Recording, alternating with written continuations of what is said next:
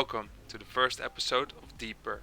Deeper stands for Decision Points and Reflections and is my way of taking you on a journey of improvement with a Flesh and Blood Pro Tour as destination, hopefully.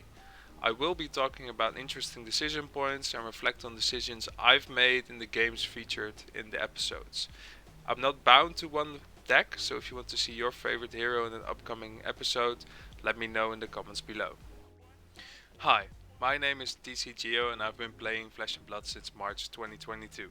I started off playing Lexi, dabbled into Dromai with the Uprising release, and after having a great Road to National season with Lexi on the fuseless list, I wanted to fuse some ice cards again, so naturally I picked up Icelander.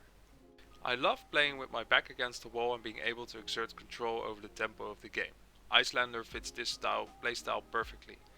I'm on the Bulllander list, which was first created by Michael Hamilton, our current world champion, which has a mix of physical and arcane damage. Big physical attacks like Fire Nails Fighting Spirit and the Wounded Bull, and arcane spells in the form of Aether Ice Vein, Aether Hail, and Blue Emeritus Scalding.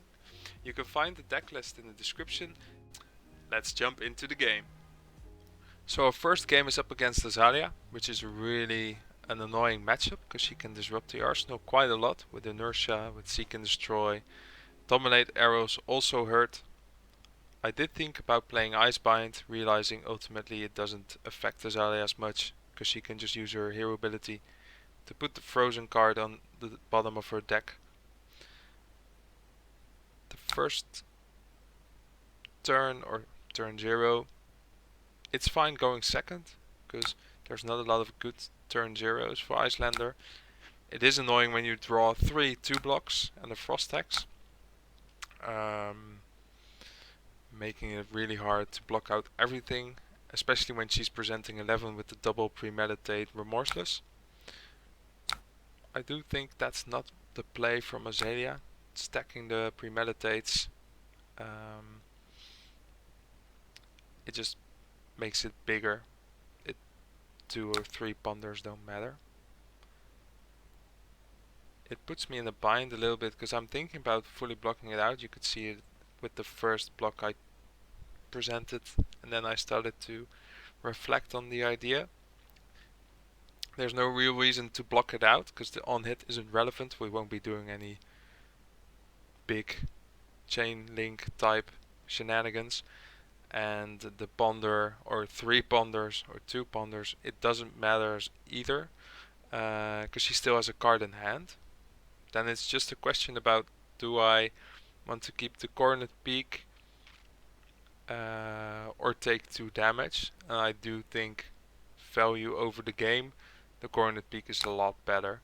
So I decide to block out 7, keeping the Winter's Bite because it's a pretty good card to disrupt their turn, especially if they have 2 reds left in their hand. And I decide to take 7. And here she surprises me by using a Snapdragons,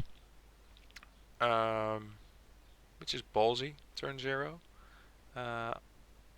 She did see my hand, so maybe that influenced her decision making. But she does use the Snapdragon into a Codex of Frailty, which is fine.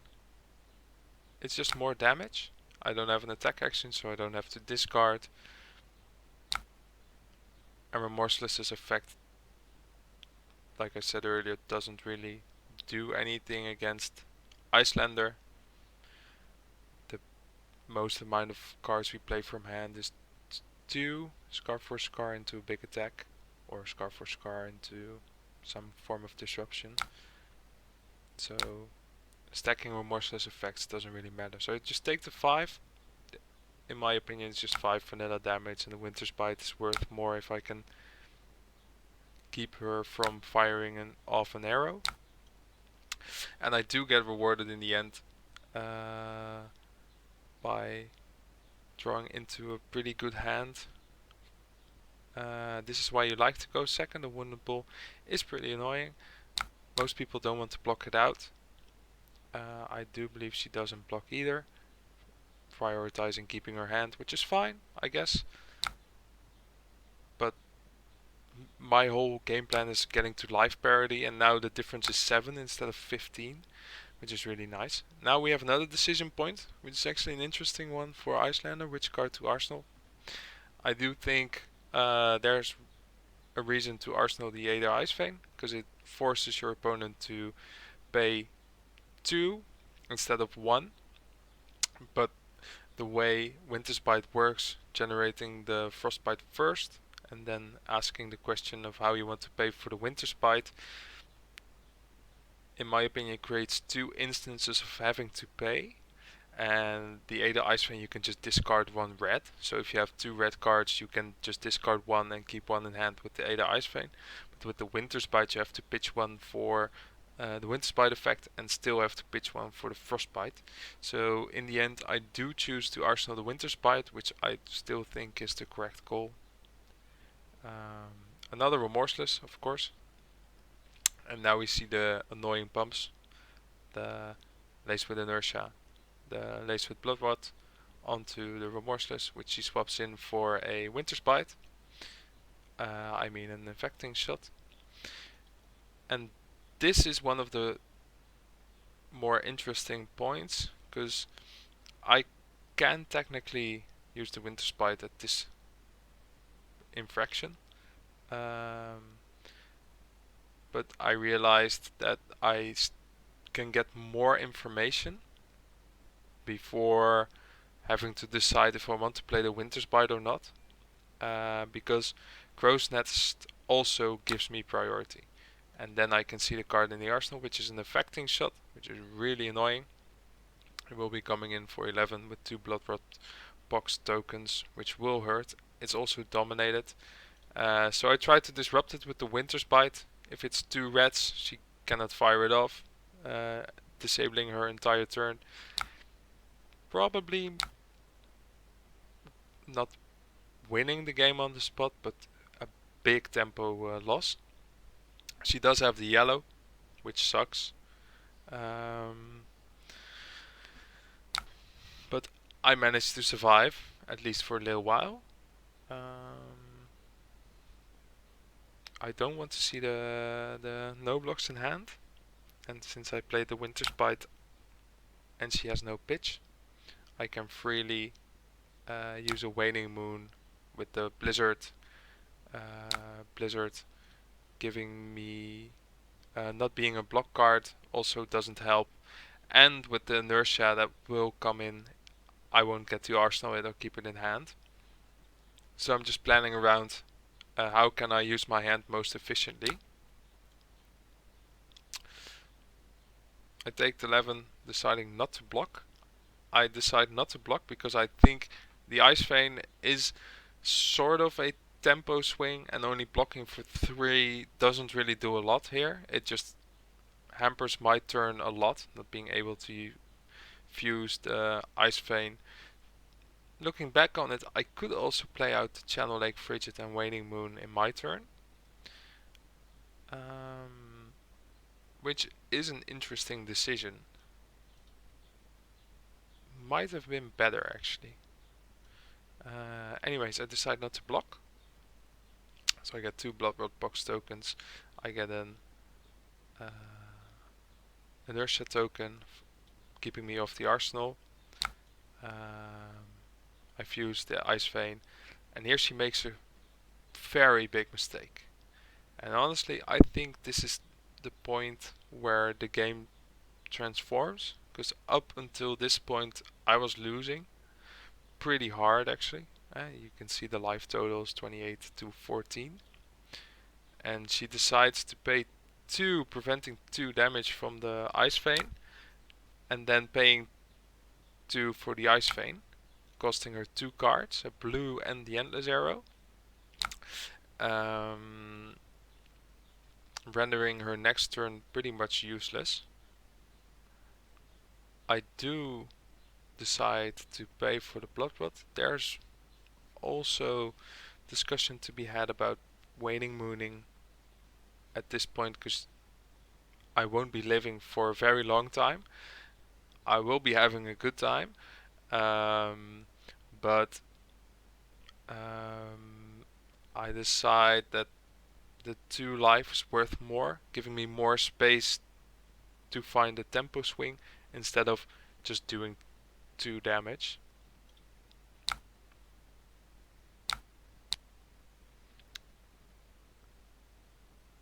So she gets the tunic, that dealer, Spire Sniping, giving her the ability to get the infecting shot, which sucks. Another one,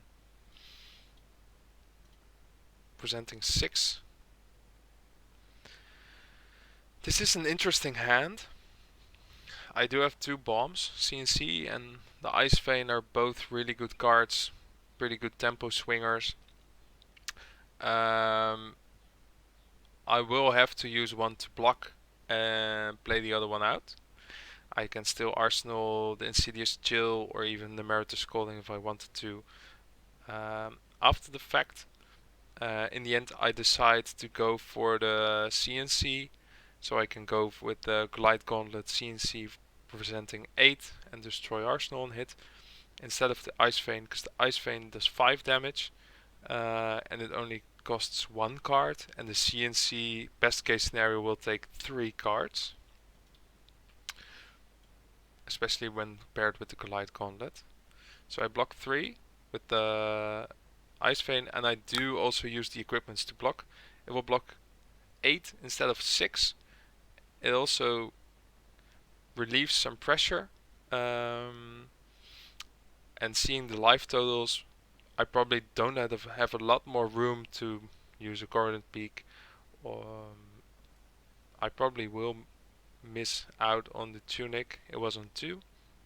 But in the end, I do think it was worth to block with the equipment, preventing 5 with 2 equipment blocks, which is a pretty good rate. And now we can also tempo swing without losing any life on that turn with the Goliath Gauntlet into CNC. I pitch away the Meritus Scolding. I do think that's a mistake, honestly. Going into the tempo-oriented gameplay, or well, the mindset that I make a tempo swing at this point. The Meritus Scolding is 2, the Insidious Chill is 3, Meritus Scolding does 4 damage, the Insidious Chill is just 1 Frostbite, but in my mind I thought that the 1 Frostbite can theoretically stop an arrow, and the Meritus Scolding is just damage, so I chose control over damage in this instance. I do still think that I would have made the same decision, but there's a reason to also pick the Meritus Scolding, especially when you have the Spring Tunic. If I would have had the Spring Tunic still, I probably would have arsenaled the Meritus Scolding, because that's just 7 arcane damage in their turn. Doesn't matter that much because I get a really good card back and she doesn't do anything. It's probably a 4 pump hand, which sucks. It's also the break I need to win the game, because I get to go for Scar into Fighting Spirit. I decide not to play out the Insidious Chill, because it would have left me with no arsenal, and the Insidious Chill at this stage doesn't do a whole lot. I did arsenal it for the disruption, but it's stuck there for the rest of the game basically. Now I get to go for Scar. People tend to not block the Scar, which is fine. Going down to 18, which is pretty nice life total, and then you see the Fighting Spirit. I gain 1 life, which is valuable. And just 2 block, forcing it to 13, and now we're at life parity. And life parity basically means, at least against Iceland in my opinion, that you're at a deficit. Because at 6 or 7, you're pretty much always dead when you don't keep a card in hand. So that's the magical number for me. There's a small decision I made here to pitch the Insidious Chill instead of the Ice Eternal. You don't need either to win the game. But it's a simple 3 block for 2 block, Insidious Chill blocks for 2, Ice Eternal blocks for 3. And this hand, I do see a Seek and Destroy, which can be annoying. but I basically decide that I'm at 13. I can present 12, heal 1, so basically I have 13 points of value. And forcing Azalea down to the magical 7 or 6 is very, very valuable, even if it means going down to 6 or 4 for me. So in this hand, I'm looking for a reason to block.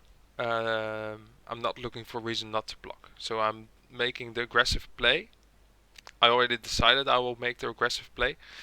So it's pretty much just praying that there's not 13 damage coming my way. Which, spoiler alert, doesn't. It's another infecting shot, which is really annoying. But it's only 10 damage. It's 8, it's dominated, and then you get 2 from the Blood Red box. And at this point, it's just 10 damage, which is honestly, it's fine. Because I'll be coming back with 5 and 7, healing 1, and pushing Azalea down to the magical breakpoint, or taking a lot of cards, giving me room to set up an Insidious Chill or find more attacks. So just taking the damage at this point gives me a lot of tempo, knowing my hand. I go for the E-Strike, go again, which does demand get a block, pushing her down to... it actually gets 2 blocks, also Razor Reflex. And then the Fighting Spirit, bringing me back up to 6, which she just takes, because otherwise she wouldn't have had a turn. I do not pay, of course, going down to 4. And now she uses the Tunic to load a card. Red in the Ledger plays out a pump spell, which is just fine. She still has to pay 1 for the Red in the Ledger. And seeing my hand, I know I can do 7. And if it's not a blue that she'll pitch right now, which it probably won't be, knowing that she used the Tunic to load the Red in the Ledger, I just have a kill at this point.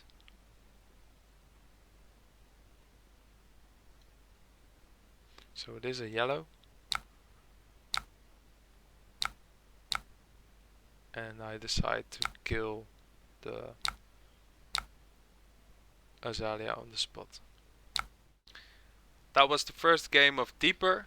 I think it was an awesome game, showing how even if you start off at 25, if you stick to your guns and identify the breaking points or the tempo swings, you can still squeeze out a win.